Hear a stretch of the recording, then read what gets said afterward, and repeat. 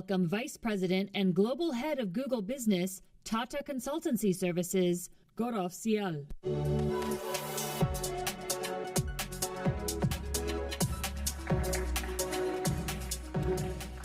Hello, everyone. Welcome to the Spotlight session. My name is Gaurav Syal. I take care of the Google business globally in TCS. Very glad that you all are here. One of the passions that I have is driving.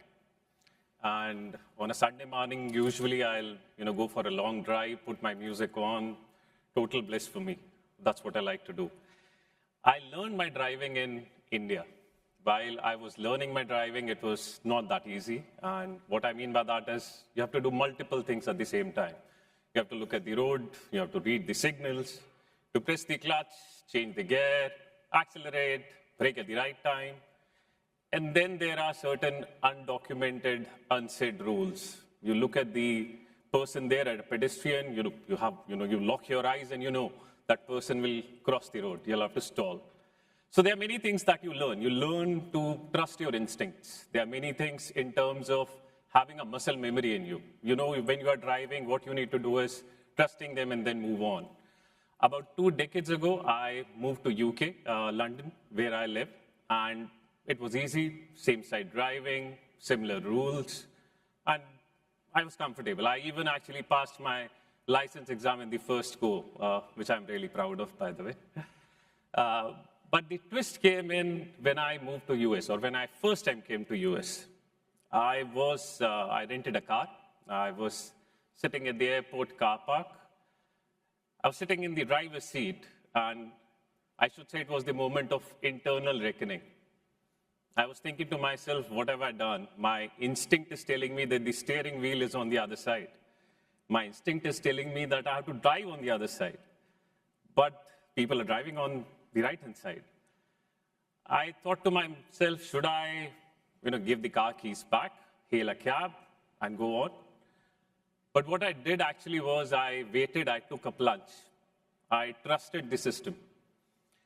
While the instincts were there, I thought that there is a system in place that you will have to work towards. I read the signals, slowly pulled out the car. I read the signals, sometimes followed the car in the front, and made sure that I'm comfortable. For about 30 odd minutes, about an hour, I was truly comfortable, driving cars around. Organization nowadays is actually like me sitting in that car park. And what I mean by that is, they have been doing things in a certain way for decades. They have been following a process for decades. They are not wrong. They are working fine. They are for a different road. But if you want to take a plunge in the Agentic AI journey, which is a different road, you have to trust the system. And that's what we are going to do today. We have 2 executives today. We have Dhina from Macy's, who is the vice president there, responsible for the customer experience, both for internal and external customers. And we also have James. James is the MD of BT Openreach. And BT is actually the largest broadband network in UK, and also part of critical national infrastructure. Nowadays, without broadband, your health services won't work. The public services are dependent on it. So a huge responsibility on them. So let's hear it out from the executives who have taken that journey, who have, not my cue, sort it out. So who have taken that journey, I'll call Dhina and James on the stage, and then we can have the discussion about their journey, how they have trusted AI, how they have driven on the other side, and made that journey possible.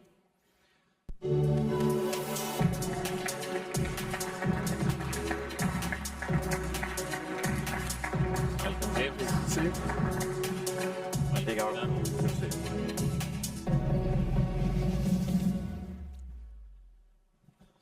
Thank you for being here, both of you. Thank you. How has been Google Next so far for you, James and Dhina? Really good, really good. Loads of interesting expos and talks to hear kind of what's going on around the industry. So yeah, really good so far. How about you, Dhina? Fantastic day. Learned a lot. Great. See, and I was talking about my journey about driving in US. It actually didn't come only from trusting the system. It was also that I had to strategize. I had to see where the rules are, where the cars are going. So if you look back at your organization transformation journey, how did it start? What was the thought process from your side when you thought about doing AI, data, and analytics, James and Dhina? James, we'll go with you first. Sure. I mean, I think at Openreach, we've gone on a fairly impressive transformation journey over the last 7 or 8 years. I think it really started with the need to do a big transformation of our physical infrastructure. I think, as you said in your intro, we are the largest telecoms provider in the UK, but up until 2017, 2018, that was our legacy copper-based telephony broadband network. We've, over the last 7 or 8 years, undergone a massive investment program to build fibre to 23 million homes in the UK so far. That's about 70% of the country done. And that physical transformation, investing in our networks, also demanded that we started to invest in our data so that we could really think about how we started to leverage that as an asset, as well as what we were doing with our physical infrastructure. So really for us, that was the trigger to think about how do we invest more in that data to build the platform from which we can then build AI and build on top of that. I think really thinking about how we did that quite consciously was really important for us. It would have been very easy to lift and shift the data that we had from our old legacy on-prem data warehouses onto the cloud. That wouldn't have given us the platform we've got today that gives us the foundation to do the things that we'll come on to in some of the conversation later, I'm sure. But really thinking about how we wanted to describe our business in data in a way that supports the investment and supports the transformation we're undergoing in our physical assets was kind of key to that transformation story. That's great and very impressive as well, James. And equally impressive, Dhina, is Macy's, a household name. Everyone knows about Macy's. It has been there since 1858, if I'm not wrong. Seen a lot, seen pandemic, seen some wars. So the change, in an organization which is like 160 years old, how easy or difficult it is, and how did that change come about when you started your transformation journey? Macy's has been there for like many years, like you said. It's a heritage company. It's the brand that everybody knows across the world. So our AI journey started, I'd say, probably about 8 to 12 months back. And obviously, we want to bring value to our customers, value to the organization. The problems that we're trying to solve is primarily for customers. We want to create a differentiated experiences, hyper-personalization in digital and other parts of the organization for end customers. We also have like internal customers, like store associates, folks that runs operations. We want to make sure that their job is easier. They can get to the customers and help them faster. So that's a second leg. I'd also say, like, we also have corporate colleagues, and we want to democratize AI across our internal employees, whether it's code assist, using code assist, or basically making their jobs easier. Code assist is an example for engineers that we started a journey about 8 to 12 months back. Thank you.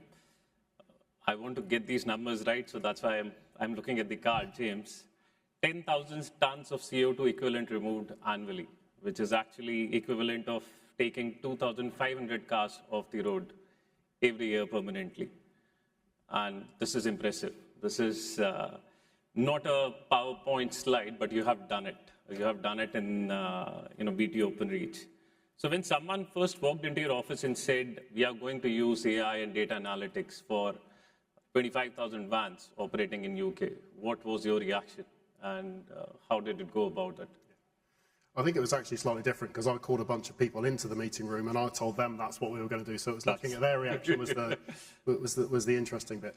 Look, I think the work we've done with data and AI on optimizing our fleet is something we're really proud of. We've got a big vehicle fleet, 25,000 vans across the UK. Our engineers make well over 1 million journeys every month, drive hundreds of thousands of miles every month. And the UK is becoming quite a complex environment in which to operate a fleet. There's some cities that have got low emission zones that you can't drive combustion engine vehicles into without paying a fine. and how we optimize that fleet to have the right vehicles with the right engineers, making sure we're giving engineers electric vehicles that are suitable to have electric vehicles, as in, ideally we can install a charger at their home address so they can charge overnight. They're not driving 200 miles a day, so the range of the vehicle isn't a problem. How you take all of those, that multivariate problem and use the modern tools and techniques that we're able to because of what we've done with our data and what we're doing with AI has enabled us to go after the kind of benefits that you've described. So, we are taking thousands of vans off the road every year as our workforce is naturally declining, but using those techniques to figure out what are the right vans to take off that really optimizes both our cost base and our sustainability position, figuring out which engineers we're deploying electric vehicles to so that we're not having to have engineers stop in the day to charge because we know that they're able to charge at home and get a full charge for the day. All of those things we would not have been able to do without what we've done on our data journey over the last couple of years. That's great, James. Since we are talking to you, one more thing. It'll be around 33 minutes left, and then people will go off, and what they would want to understand from you and Dhina is there are organizations who are doing possibly their 15th, 20th pilots, and there are organizations who have taken the journey, and there are certain who are in the transitional phase. What the executives who wants to take this journey, what do they have to do? What will be your suggestion to them?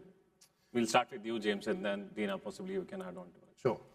Look, I think to be really candid, we are very much still in that pilot phase. We've had a handful of very successful use cases with AI. We've had a handful that have been not so successful. But I think that's okay. We're very much learning what it is that's making the successful use cases successful and why the unsuccessful ones weren't successful. I think that the two things for me that are really important in making this work, one is you have to have a decent foundation of data. It's very easy to run AI agents on bad data, and then you have agents that then confidently make wrong decisions based on the bad data. Right? You can't get into that position. You have to get a solid foundation of data on which you can build your agentic platform. The other is really understands where you want the guardrails to be and what your appetite for risk is and what you're prepared for agents to do in terms of making decisions and taking actions and what you're prepared for them not to do. And really, I think you have to go through a bit of that piloting and experimentation to learn that. And we very much are still in that piloting and experimentation stage. We are a business that's more than 100 years old. We're heavily regulated. There's lots of constraints in which we have to operate. And we need to figure out our own risk appetite and where we want to set those guardrails. And that's not necessarily something you can lift and shift from other industries or other examples. And it's a learning process that we have to go through as an organization. So for me, they'd be the two key points I'd land. But I think you made a very valid point. I have been talking to certain organizations, certain people saying, there's a brand new shiny toy, we'll implement it. But the real key of the successful implementation is the right foundation. And for the right foundation, you need to have the right data and right data at the right place as well, let's say on the cloud. So I think, so you're doing it right, you are on your journey, and I think you were telling me earlier as well, the transition is going on from AI to Agentic AI. That's what you are on. Dhina, would you like to add something about it? Yeah, absolutely. I think experimentation is the key. We also, in retail, or in a company like Macy's, we always have lots of customer problems. Intent understanding is one of the biggest challenges that we have. Obviously, thanks to Google, people don't search for like a specific product. It's all going to be long-worded searches, and extracting intent from those are always a challenge. We do a lot of experiments. Obviously, everything that we do in digital is, almost everything we do in digital is experimented. We throttle the traffic to customers as we see the value. I'd like to talk about like one successful implementation. About 4 weeks back, we have started our first AI-powered shopping assistant. And it's live for all customers for Macys.com. The reason I'm calling it Macys.com, we also have like Bloomingdale's.com as part of Macy's Inc., which we will be going live pretty soon. Internally, we call it Ask Macy's. This is our first agentic commerce experience. We started with like discovery. Customers can leverage Ask Macy's to ask any questions in a very natural language way. And the responses are not just products. It actually gives you the context of why did you get the results that you got. That's a good part. So the challenging part was to, how did we get there? We partnered with Google. We actually piloted a little older version of Ask Macy's. Today we use GECX as our Gemini Enterprise for customer experience product from Google. And that's what Ask Macy's is powered off of. Prior to that, we actually used another version of that, which is internally they called it conversational commerce. And we had our own challenges. So the challenges such as in our retail business, especially in the fashion and the hospitality side, gender identification is always the key. And we had to iterate many times before that gender identification got better. Like many other companies, when we started using this experience, we also lost a lot of context while in the chat. So all is to say is experimentation is helpful. And till you get the best results for your customers, you have to be at it. The surprising part with GECX is how fast we actually powered up the GECX experience. Some of my team members are already here. We just powered up the Ask Macy's Agentic Commerce experience in our lower life cycle in just one day. Oh. And then in about a week, we actually are production ready. We spent 2 to 3 weeks to make sure that the experience is uniquely Macy's.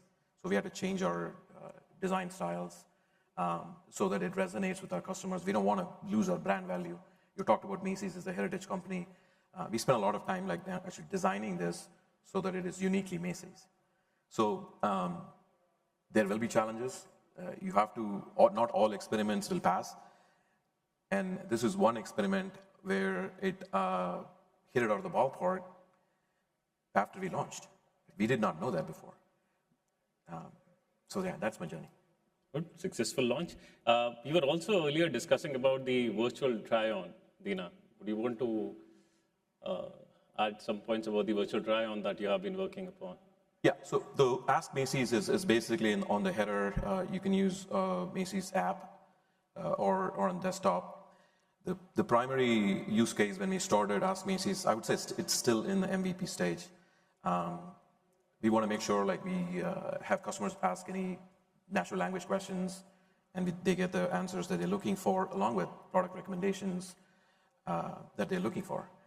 Virtual try-on VTO is actually part of the platform itself. I would say it's still in the beta phase.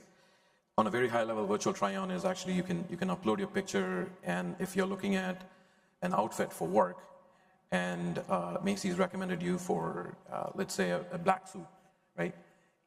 You can actually upload your own picture, personal picture, and then it fits it on you, and you can see how it fits on you. I would say it's a less marketed feature, but it is actually live if you want to try it out on the app or on the desktop. Primarily, we want to make sure all the kinks are resolved. We are actually partnering with Google to make sure there's not a lot of false positives. But it is working. It is, in my personal view, it actually works more than 90% of the way. Great, thank you. See, one thing we have all been talking about is that technology is moving really fast, and it has always been moving really fast. But for the last 1 or 2 years, especially in the AI, Agentic AI era, it's, about a day later, it would have moved to somewhere else and you would have been still a legacy after a day. So the pace of change is really high. Now, if the pace of change is that high, Dhina, how did you ensure that the business, latches onto it and they are with you? Because end of the day, you need to work with business and they need to be comfortable with it. Look, we are all talking about AI, and business is also hearing about AI, right? It is the buzzword is not just for tech folks, right? Everybody is hearing about AI. I would say at Macy's the culture is such that They're extremely collaborative. Ideas come from like bottoms up many times. In fact, Ask Macy's is the previous version of Ask Macy's is actually coming from tech. You asked specifically about the business partners. I would say it's the reverse. The business partners are asking, how come other retailers are doing this and we are not doing conversational commerce? Can we go from discovery to purchase? Can we let the customers do order status using Ask Macy's? Things of that nature. So I would say it's a collaboration. Life is little easy because the buzzword is already out there and everybody is seeing the AI evolution happen. It's coming from all angles, and there are many conversations that myself and my team is part of, where a product partner or a UX leader will come and say, "Hey, I heard this thing about like Figma to code. Are we trying that?" Along with feature requests, things like that. So AI has made our life a little easier because the buzzes are already out there and everybody wants to try out. At the end of the day, we are trying to solve customer problems. And if there are unique ways of solving customer problems in a much faster way, most people are aligned. I'd say probably everybody is aligned at Macy's. So that's the positive pressure and positive collaboration, I'll say it. That's happening. Well, I mean, there's also the not so positive, right? Like everything comes with its own pros and cons. When everybody is super excited about the AI journey, the next question is, can we do it yesterday? Can we do it tomorrow? So that's another part that we always have to deal with. So not knowing is different. Everybody knowing has its own way of challenges. I mean, obviously, we are on this world of fast, agile world.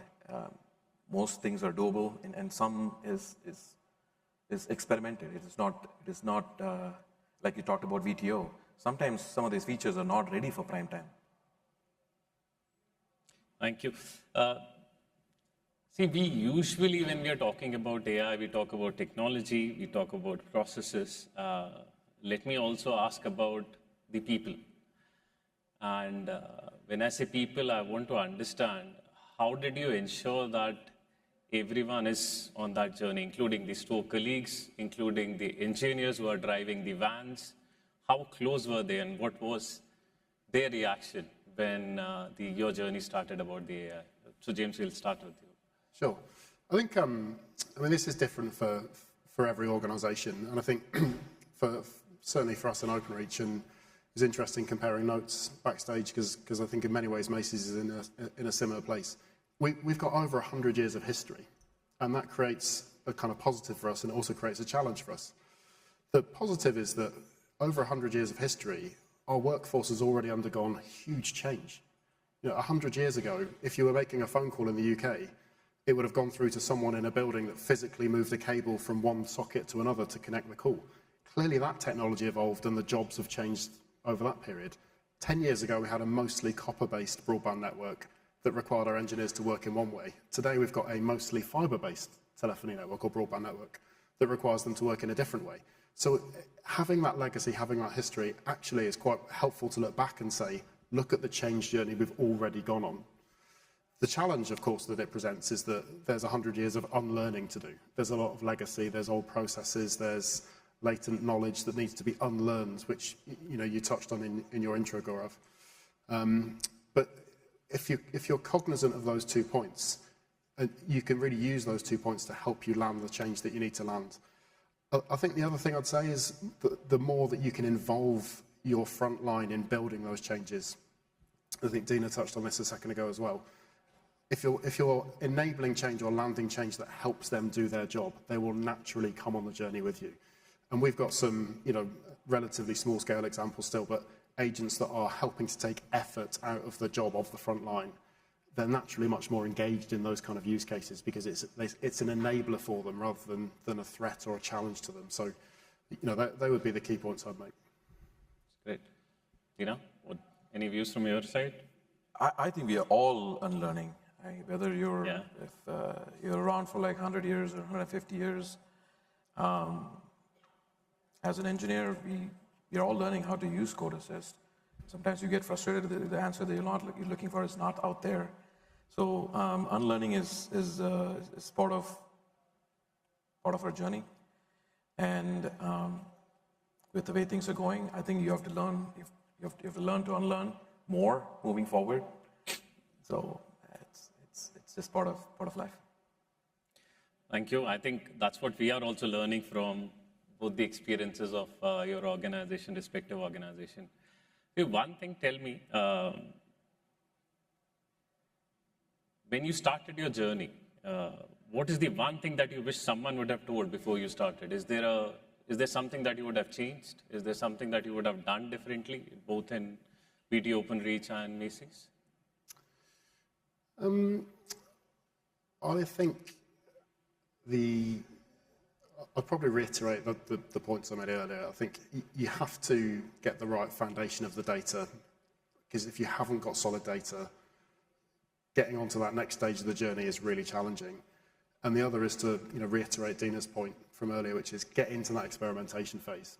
Every organization is going to set its boundaries in a slightly different place.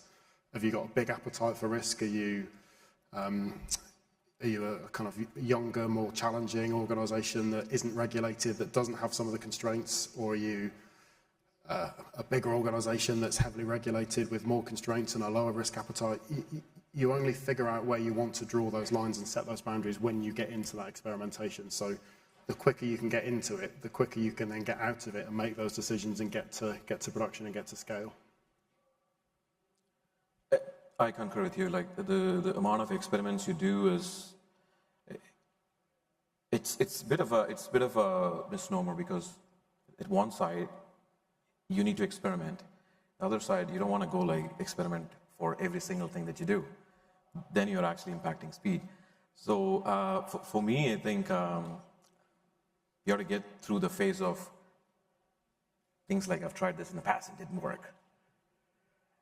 Sometimes that can be your impediment to trying out new things.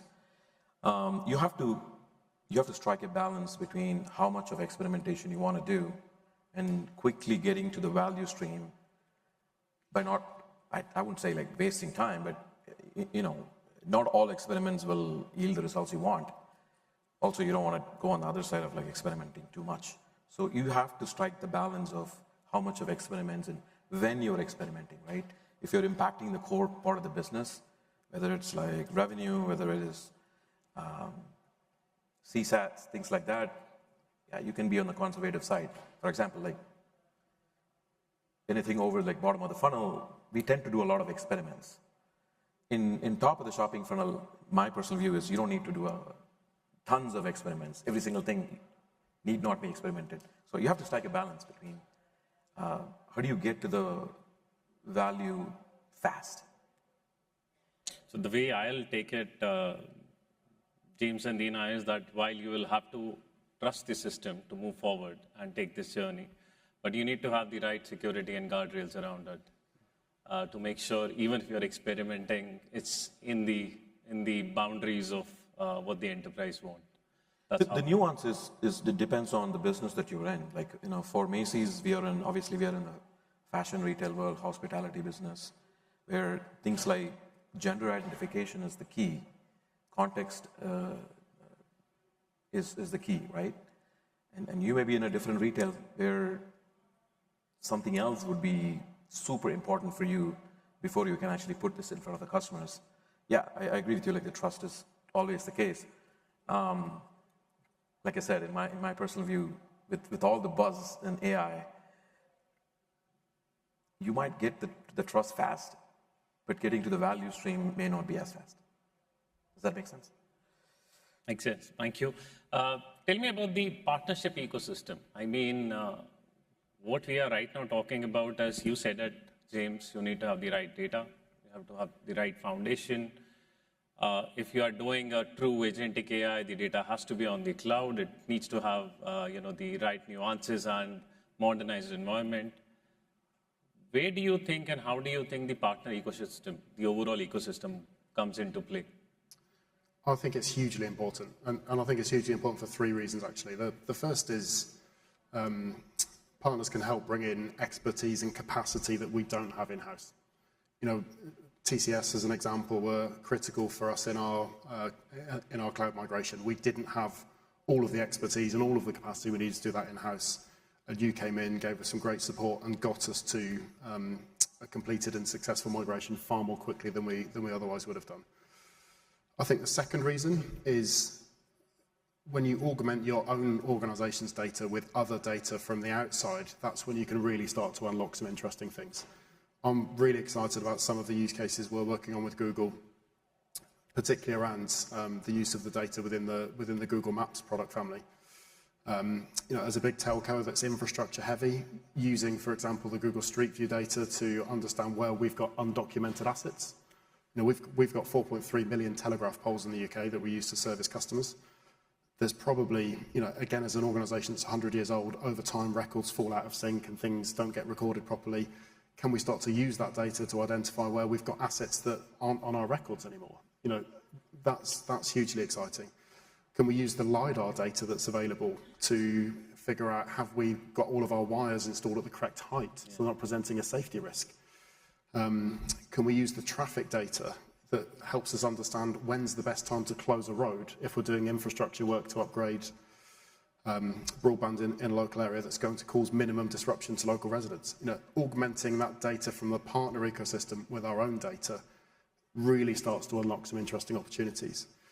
And then the third is, you know, that partner ecosystem helps connect us to others that have done similar things or face similar challenges. You know, working with, again, someone like TCS, you can introduce us to other telcos in other countries or other clients that are facing similar problems, and that shared learning and that shared expertise helps us get over some of those hurdles a bit faster. So I'd say those three reasons, you know, are all equally important.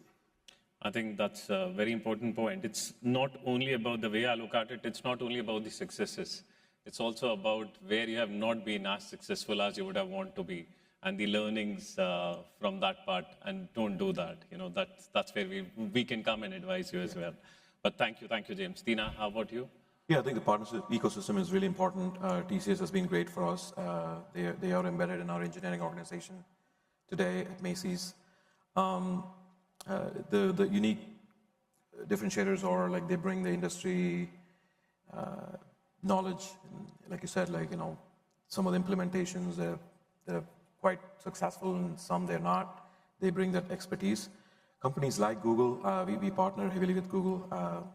Like, for example, we do our search experience leveraging Google, Vertex AI search. They bring in the entire product knowledge graph, right? Like in our business, products, attributes, enhanced attributes are super important. So we use the magnanimity of, like, product knowledge graph that they bring in for our experiences like search is hugely important for our customer experience. Okay. So every partner brings a unique capability for you, you know, if you have to create or have a successful journey there. Thank you. A quick one, I mean, it has to be a quick answer, not that it's a quick one. One thing every leader in this room must do differently in the next 90 days for Agentic AI or AI. What do you think, James? One thing to do differently the next 90 days, that's a great question. If you're not already in that experimentation phase, get into that experimentation phase and learn where you want to set the boundaries and what your unique hurdles are. Every organization is going to have its own unique hurdles, and you're only going to discover them when you start getting on with it and doing it. Well, 90 days is, like, in this world is a huge ask. If you can predict what happens the next 90 days in the world of AI, you be my guest. I don't think I can predict the next 90 days. But from my personal view, personal experience, we're moving from AI assisted shopping experience to evolving from AI helping you to shop to do AI actually doing shopping for you. I don't think that those days are, like, far away, whether it's 90 days, 120 days, and probably somebody already done it, is fascinating. I think we talked about, like, the virtual try-ons, you know, there's image search and voice search has been a concept that has existed for like many, many years. I think AI is expediting that, and the accuracy is really evolving. Multimodal search is also very, very interesting. In addition to what James said, like, get quickly into experimentation, get to the value stream fast. And you said trusting AI is also the key. I really think, like, in the world of AI, things are evolving so fast. Autonomous AI agents shopping for you is an interesting concept. And I don't think it's far away. On that part, tell me one thing. What is fast enough? What is fast enough in an agentic AI environment? So traditionally, the way I think about and this is possibly the last question. I'm just conscious about the time the ticker is going on. Yeah. So we all are used to going into different search engines and doing hours of searching. I feel like it's all going to be like less browsing, and you're going to get to faster purchase decisions. In a nutshell, I think that's what is going to be the unlock for all these autonomous AI agents. How fast and all that stuff is very subjective. What do you think, James? How fast is fast enough? I mean, it's. I think there's going to be an insatiable appetite to just keep going faster. If I think of how quickly we were solving business problems just 1 year ago, we would have been measuring that in days or weeks. We're now measuring it in minutes or hours. If that can become seconds or minutes, then that's great. You can then move on to the next problem. You can get to value quicker. So I think that the appetite for that isn't going to go away. The faster the better. I think I would agree. And going back, Dhina, to your point, 90 days, there used to be a plan. We used to make 30, 60, 90. Now we don't do that. It's like you have to complete it within this week is how we say it. And the implementation, what we have been doing is the rapid deployment, where we take a business problem and we deploy it, or we kind of resolve the problem there and then within the same day and create an agent for it. So yeah, 30, 60, 90 days and fast enough, the definitions are definitely changing. See, I do want to have a last point on this. How fast is, in my mind, how fast is not the question. How fast you're changing directions is really the question. I think the definition of agility is that. It's not like how fast if you run, it's how fast you can change directions. Because in this world, you have to change directions very, very fast. So I think that is how I look at fast. That's great. Thank you. I think it was very insightful. James and Dhina, we learned a lot, and thanks for all your candor. Thanks for telling us 30, 60, 90 is not where it is. How do we move fast? Thanks for all of it. Before I close this session, I actually want to go back to my story about driving. I told you that I was there sitting in the car park thinking about, should I take that plunge? Should I move ahead, drive the car, or should I return the keys back? What I didn't tell you was that I also had a co-passenger and a colleague sitting with me who told me that I have driven on these roads before. Trust me, I will tell you, when the roads or when the turning is there, I'll tell you. I will tell you when the signals are different as compared to where you are. I have made that journey. Similarly, TCS has been the colleague and the co-passenger for the enterprises like BT Openreach and Macy's and many others. We have been helping them in implementation of AI, Agentic AI now, and many other digital transformation journeys. The road ahead is different. The steering wheel will be on the other side. People will be driving on the other side. Find the right partner. Trust the system. Move forward. Thank you, everyone, and enjoy Google Next.